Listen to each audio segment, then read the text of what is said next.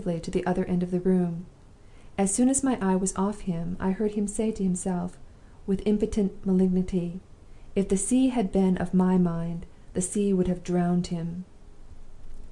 One by one I slowly opened the folds of the letter, feeling, while I did so, the strangest incapacity of fixing my attention on the very lines that I was burning to read. But why dwell any longer on sensations which I can't describe? It will be more to the purpose if I place the letter itself, for future reference, on this page of my journal. Fiume, Illyria, November 21st, 1851. Mr. Bashwood.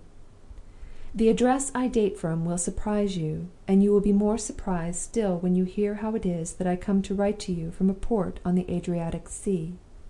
I have been the victim of a rascally attempt at robbery and murder. The robbery has succeeded, and it is only through the mercy of God that the murder did not succeed too. I hired a yacht rather more than a month ago at Naples. I sailed, I am glad to think now, without any friend with me, from Messina. From Messina I went for a cruise in the Adriatic. 2 days out we were caught in a storm. Storms get up in a hurry, and go down in a hurry, in those parts. The vessel behaved nobly. I declare I feel the tears in my eyes now, when I think of her at the bottom of the sea. Toward sunset it began to moderate, and by midnight, except for a long, smooth swell, the sea was as quiet as need be. I went below, a little tired, having helped in working the yacht while the gale lasted, and fell asleep in 5 minutes. About 2 hours after, I was woke by something falling into my cabin through a chink of the ventilator in the upper part of the door. I jumped up, and found a bit of paper with a key wrapped in it, and with writing on the inner side, in a hand which it was not very easy to read. Up to this time I had not had the ghost of a suspicion that I was alone at sea with a gang of murderous vagabonds, excepting only one, who would stick at nothing. I had got on very well with my sailing master, the worst scoundrel of the lot, and better still with his English mate. The sailors, being all foreigners, I had very little to say to. They did their work, and no quarrels and nothing unpleasant happened. If anybody had told me, before I went to bed on the night after the storm, that the sailing master and the crew and the mate, who had been no better than the rest of them at starting, were all in a conspiracy to rob me of the money I had on board, and then to drown me in my own vessel afterward, I should have laughed in his face. Just remember that, and then fancy for yourself, for I'm sure I can't tell you, what I must have thought when I opened the paper round the key, and read what I now copy from the mate's writing, as follows: "Sir, stay in your bed till you hear the boat shove off from the starboard side, or you are a dead man. Your money is stolen, and in 5 minutes' time the yacht will be scuttled, and the cabin hatch will be nailed down on you. Dead men tell no tales. The sailing master's notion is to leave proofs afloat that the vessel has floundered with all on board. It was his doing, to begin with, and we were all in it. I can't find it in my heart not to give you a chance for your life. It's a bad chance, but I can do no more. I should be murdered myself if I didn't seem to go with the rest. The key of your cabin door is thrown back to you, inside this. Don't be alarmed when you hear the hammer above.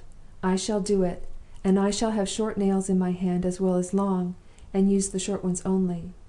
Wait till you hear the boat with all of us shove off, and then pry up the cabin hatch with your back. The vessel will float a quarter of an hour after the holes are bored in her. Slip into the sea on the port side, and keep the vessel between you and the boat. You will find plenty of loose lumber, wrenched away on purpose, drifting about to hold on by. It's a fine night and a smooth sea, and there's a chance that a ship may pick you up while there's life left in you. I can do no more. Yours truly, J.M." As I came to those last words, I heard the hammering down of the hatch over my head. I don't suppose I'm more of a coward than most people, but there was a moment when the sweat poured down me like rain. I got to be my own man again before the hammering was done, and found myself thinking of somebody very dear to me in England. I said to myself, "I'll have a try for my life, for her sake, though the chances are dead against me." I put a letter from that person I have mentioned into one of the stoppered bottles of my dressing case, along with the mate's warning, in case I lived to see him again. I hung this and a flask of whisky in a sling around my neck, and, after first dressing myself in my confusion, thought better of it, and stripped again, for swimming, to my shirt and drawers. By the time I had done that, the hammering was over, and there was such a silence that I could hear the water bubbling into the scuttled vessel amidships. The next noise was the noise of the boat and the villains in her (always excepting my friend the mate) shoving off from the starboard side. I waited for the splash of the oars in the water. Then I got my back under the hatch. The mate had kept his promise. I lifted it easily, crept across the deck, under the cover of bulwarks on all fours, and slipped into the sea on the port side. Lots of things were floating about. I took the first thing I came to, a hen coop, and swam away with it a couple 100 yards, keeping the yacht between me and the boat. Having got that distance, I was seized with a shivering fit, and I stopped, fearing the cramp next, to take a pull at my flask. When I had closed the flask again, I turned for a moment to look back, and saw the yacht in the act of sinking. In a minute more there was nothing between me and the boat but the pieces of wreck that had been purposely thrown out to float. The moon was shining, and, if they had had a glass on the boat, I believe they might have seen my head, though I carefully kept the hen coop between me and them. As it was, they laid on their oars, and I heard loud voices among them disputing. After what seemed an age to me, I discovered what the dispute was about. The boat's head was suddenly turned my way. Some cleverer scoundrel than the rest, the sailing master I dare say, had evidently persuaded them to row back over the place where the yacht had gone down, and make quite sure that I had gone down with her. They were more than half-way across the distance that separated us, and I had given myself up for lost when I heard a cry from one of them, and saw the boat's progress suddenly checked. In a minute or two more the boat's head was turned again, and they rowed straight away from me, like men rowing for their lives.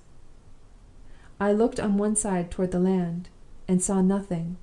I looked on the other side toward the sea, and discovered what the boat's crew had discovered before me, a sail in the distance, growing steadily brighter and bigger in the moonlight the longer I looked at it.